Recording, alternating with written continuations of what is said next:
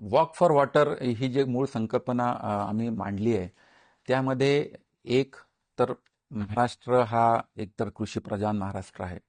आपलं सर्व जे काही अवलंबून आहे ते शेती आणि आपल्या शेती आणि शेतीशी जमीन, माती आणि पाणी याच्याशी आपला अतिशय जवळचा संबंध आहे. आणि त्याच्यामुळे या माती आणि पाणी या दोन्ही विषयाशी युवक पण जोडले जावे, गावातील सर्व लोकांच्यापर्यंत आपण पोहोचावं, हा मूळ उद्देश ह्या वॉक फॉर वॉटरचा मूळ उद्देश तेवढाच आहे.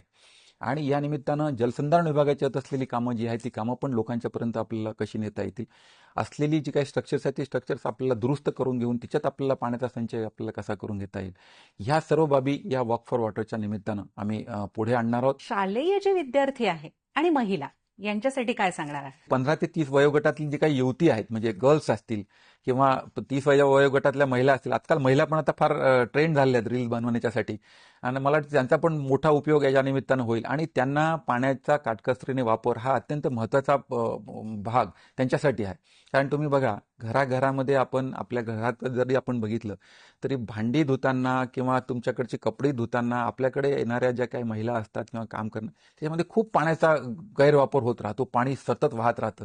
आणि तुम्ही बाहेर बघा, जर तुम्हाला बाहेर ऑब्झर्व केलं तर आपल्याला कार वॉश करणाऱ्यांचे कडे मोठ्या प्रमाणामध्ये कारचं वॉशिंगमध्ये पाणी खूप मोठ्या प्रमाणात जातंय, फ्लशमध्ये पाणी खूप मोठ्या प्रमाणात जातंय. ह्या सगळ्या पाण्याचा जर का आपण विचार केला तर दिस इज म्हणजे एका दृष्टीने पाहिलं तर ही एक क्रिमिनल ऍक्ट आहे की पाण्याचा अपव्यय टाळणे हा म्हणजे अतिशय भविष्याच्या दृष्टिकोनातून विचार केला तर हा फार मोठा विचार आणि फार मोठ्या याच्यावरती फार बारकाईने विचार होण्याची गरज आहे. आणि हाच विचार आम्ही लोकांच्या घरापर्यंत पोहोचवणे हे या दोन रील फॉर चॅलेंज आणि वॉक फॉर वॉटरचं मूळ उद्देश आहे. हे सगळं